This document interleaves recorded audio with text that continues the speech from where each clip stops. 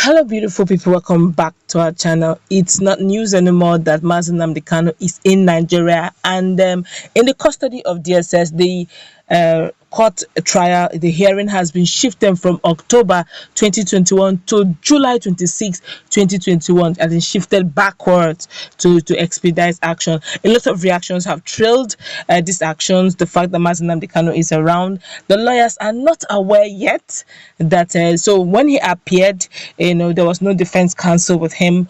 But as we speak, Omoyele Sowore is talking, and of course, Ohaneze Ndigbo is also talking.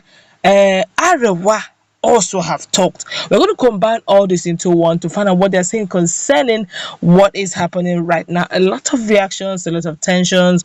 But before going to the news proper, I would like you to subscribe to our channel by clicking on the red subscribe button beside it. You will see a bell notification icon. Please go ahead, click on it to get notified as soon as we update our channel on YouTube. Well, Ohaneze, in a statement made available on Tuesday, have reacted to what is going on. The statement reads, Ohaneze Ndigbo calls for calm and cautioned Igbos to desist from any form of protest and processions that will bring more catastrophe for southeastern Nigeria. The rearrest of Nnamdi Kanu, the leader of the IPOB, that's Indigenous People of Biafra, is the beginning of the end of violent agitations in southeastern Nigeria, and a lesson to others that deviation from the non-violent agitations contradict what Igbos are known for, and self-determination should not be used for purposes of fortune and fame-seeking. Ohaneze says. Nnamdi Kanu's refusal to adhere to the advice of Igbo leaders, elders, and political leaders is the outcome of what has befallen him. Ohaneze continues. He made a lot of enemies, especially those that would have saved him, and federal government will never lose grip on him again.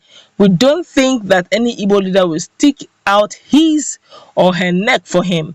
His rearrest will eventually bring peace and stability to the region and averted another civil war that was raging on. While the federal government should handle the situation carefully because his large followers of IPOB, that's Indigenous People of Biafra, wouldn't resort to violent revolt, his trial should be strictly based on the laws of the land. They shouldn't kill him because it will destabilize the entire country. Ohaneze Ndigbo warns.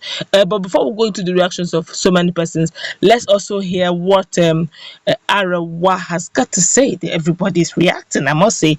And the Arewa Youth Consultative Forum, that's AYCF, as of today as well, reacted to the rearrest of Nnamdi Kanu, leader of the Indigenous People of Biafra, IPOB. AYCF National President Yerima Shettima said the Nigerian government and court should ensure that Kanu, whom he referred to as a common criminal, should face the music of his actions. He commended the Nigerian government and security agents for rearresting the IPOB leader.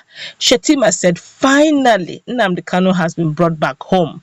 We must commend the Nigerian government, Interpol, for its wonderful work. They have demonstrated that it's a matter of time, though long overdue at least. It's better late than never. Finally, he has to face the music. Probably, and I'm sure, dear, this will serve as a lesson to other brothers in the Southeast that never again should they fold their hands and allow common criminals to be talking as if he speaks for them out of fear. The AYCF National President also urged the Southeast never to allow people like Nnamdi Kanu to speak for them again. I'm sure the judiciary would do the needful and ensure he faces the proper music so that at the end of the day, it will serve as a deterrent to the likes of him that may want to think or behave the way this man has done over time. And now, Omoyele Sowore also reacted, and I must say his own is different. Even though he's not even from Southeast, it's very different from what others have said. He said, hashtag free Kanu now, asking for self-determination is not a crime. And he's actually trending it on so many social media pages, telling Nigerians, telling the federal government to free Nnamdi Kanu. And that is not a crime to go for self-determination. A lot of reactions also trailed his. But let's start with his own reactions. Then we'll look at what people are saying about Ohanaeze Ndigbo as well. Ohanaeze Ndigbo is actually a social cultural group from the southeast. One would have expected that it should even, but they weren't even saying that nobody, no procession, no protest, let the full course of the law take its effect. This one here is saying, free Nnamdi Kanu, in God I trust. This one here is saying, yes, asking for self-determination is not a crime, but ordering your men to attack security personnel is a crime. They're talking to Omoyele Sowore that yes, he's right, but then telling the security personnel to attack, telling his people to attack the security personnel is a crime.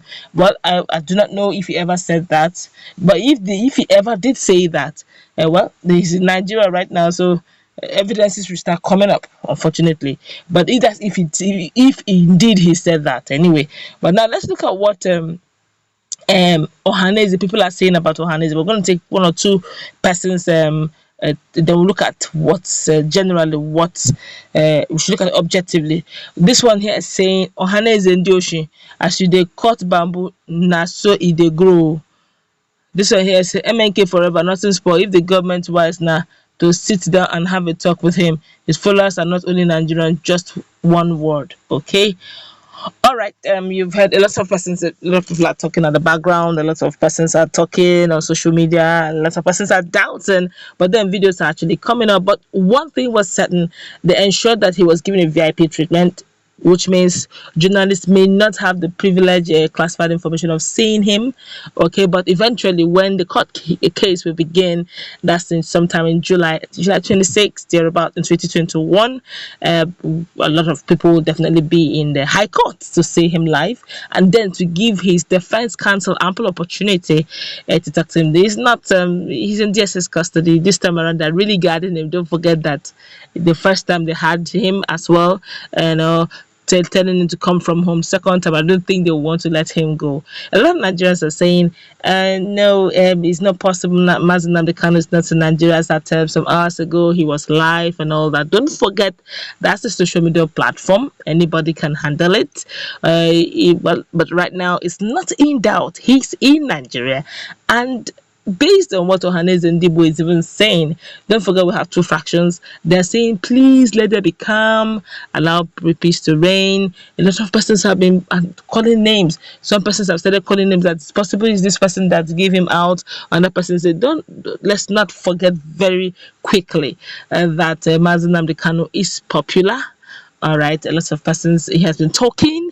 So yeah, at some point he has stepped on toes, but the truth is he's in Nigeria. We may not like the truth, but it's the truth. We may not like the fact, but it's in Nigeria.